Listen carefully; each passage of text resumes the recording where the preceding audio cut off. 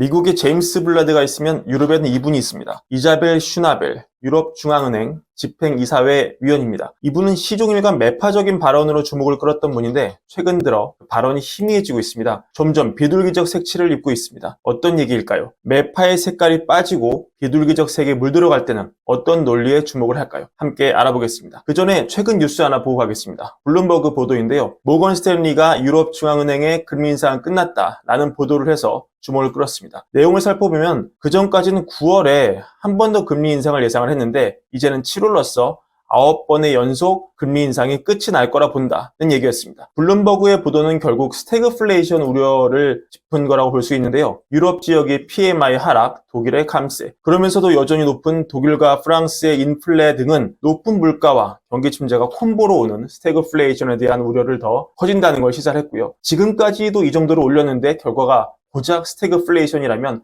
이제는 좀 방향을 바꿔야 되는 게 아닐까 하는 의견이 나오게 되는 계기가 됐습니다. 자, 그렇다면 이러한 변화된 논리를 유럽 안에서 가장 잘 설명할 수 있는 사람은 기존의 매파였던 분이겠죠. 강성 매파였는데 점점 비둘기적인 발언을 하는 사람의 얘기를 들으면 유럽이 완화적인 통화정책, 적어도 금리를 더 올리지 않을 거라는 생각의 단초를 우리가 읽어낼 수 있을 겁니다. 그래서 오늘 등판시킨 분이 방금 소개해드린 이자벨 슈나벨입니다.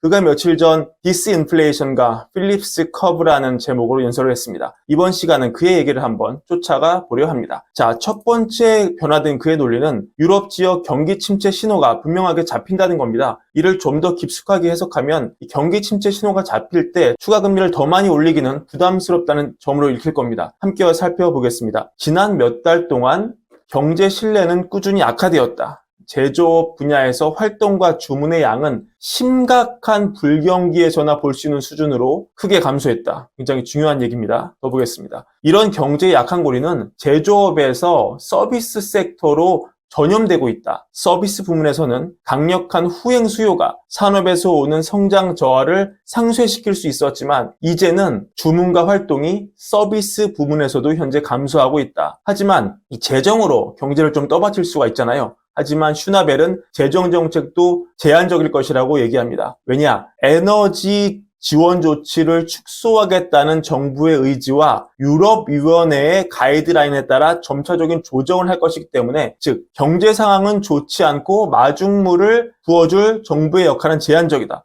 미국처럼 재정을 팍팍 쏴줄 수 있는 그런 주체가 유럽은 없다는 뜻이 되겠습니다. 두 번째 근거를 한번 보겠습니다. 에너지 충격의 영향이 소멸되지 않을 수 있다. 해석하자면 공급 측면에 영구적인 상처를 남길 수 있다. 이런 얘기입니다. 도매 전력 가격은 정점에선 하락했지만 3년 전 수준의 3배 정도를 유지하고 있다. 가격 변동성과 불확실성도 여전히 남아있다. 이 지속적으로 높아진 투입 비용은 에너지 집약 분야 기업의 가격 경쟁력을 약화시키고 있는데 보시면 이 에너지를 가공해 만든 이 케미컬 분야 이 경쟁력이 노란색인데요. 말도 못하게 훼손된 거를 여러분 볼 수 있습니다.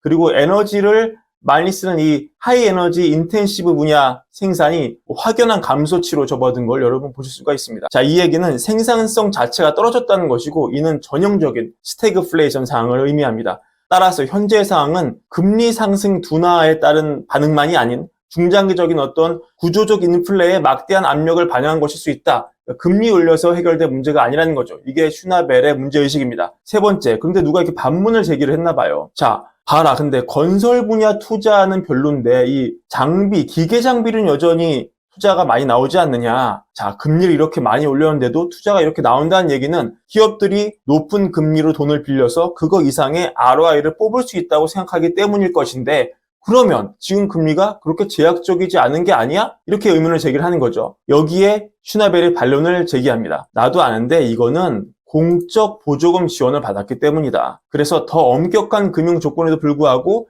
기계 및 장비 투자가 견고하게 유지가 되는 것이다. 최근 은행 조사를 해보니 이 녹색 기업, 즉 친환경 사업을 하는 기업이죠. 얘네들은 정부 지원 때문에 대출 기준이 엄청 완화됐고 그래서 대출 수요가 막 늘어났다. 근데 화석 연료 많이 쓰는 어떤 전통적인 기업들은 대출을 엄청 타이트하게 매기고 오히려 대출도 안 해준다. 그러니까 이 투자 늘어난 것은 정책 자금으로 빌려준 거지 금리가 안 높아서 그런 게 아니다. 이런 얘기가 되겠습니다. 그리고 이 필립스 곡선 얘기 또 얘기합니다. 제가 예전에 그 파월 의장 잭슨홈 발언 때 설명해 드렸는데 확실히 구조적인 필립스 곡선의 변화가 화두가 되는 것 같습니다. 슈나벨은 이렇게 얘기를 합니다. 정책 결정자에게 질문은 경제가 둔화되는 경우 물가 압력이 얼마나 빨리 감소할지다. 즉 필립스 곡선의 기울기가 이 질문의 핵심이다 라고 말합니다. 필립스 곡선의 기울기가 가파르면 가파를수록 인플레이션은 경기 둔화에 더 민감하게 반응해야 한다. 제가 여러 번 설명해 드린 내용입니다.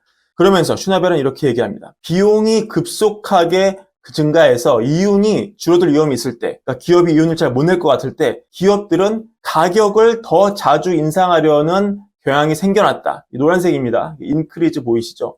그러니까 지난 2년 동안 우리는 이걸 관찰을 했다. 에너지 충격이 유로를 타격을 하고 경기 비용이 70년대 석유 오일 쇼크 이후로 보지 못한 속도로 증가를 하면서 물가가 상당히 높아졌는데 가격이 기업이 생각하는 그 이상으로 멀리 떨어져 있습니다. 그러니까 경쟁 기업들이 가격을 올리면 기업은 그냥 아무 생각 없이 무지성으로 가격을 올리는 경향이 생겨났다. 이러면서 물가는 더 가파르게 탄력적으로 뛰어올라서 필립스 곡선의 기울기가 커졌고 이 얘기는 경기 둔화 현상이 본격적으로 나타나면 즉 경기 둔화 현상은 실업률 상승과 같은 얘기이기 때문에 가파른 필립스 곡선을 타고 물가는 더 빠르게 떨어질 것이다. 이게 슈나벨의 논리입니다. 자, 하지만 여러분, 제가 유럽 중앙은행 결정을 감히 미리 확언할 수는 없습니다. 여전히 이코노미스트의 절반 이상은 이번 달 유럽이 한 차례 금리를 더 올리는 거에 베팅을 하고 있고 또 모건 스탠리 예측대로 유럽이 금리 동결을 하더라도 지금의 스태그플레이션을 해결할 방법은 물가를 잡고 성장도 할 수 있는 방법은 오로지 생산성 향상에 따른 경쟁력 강화밖에는 없습니다. 하지만 이건 장기 시나리오고 단기 시나리오는 전무합니다. 그리고 이날 슈나벨이 비둘기적 색채의 발언을 하긴 했지만 명시적으로 금리를 동결해야 한다고 말한 것은 아닙니다. 그래서 결과는 지켜봐야 하지만 슈퍼 매파였던 슈나벨이 비둘기로 넘어가는 이 과정은 마치 미국에서 블라드가 비둘기로 변하는 그것만큼의 충격이고 우리는 슈나벨의 발언을 보면서 매파에서 비둘기파로 변하는 논리의 그 징검다리를 확인할 수 있기에 오늘 내용 중요한 부분이라고 하겠습니다. 오늘 준비한 영상은 이것으로 마무리하고요. 월걸부 구독과 좋아요, 사랑 부탁드립니다. 감사합니다.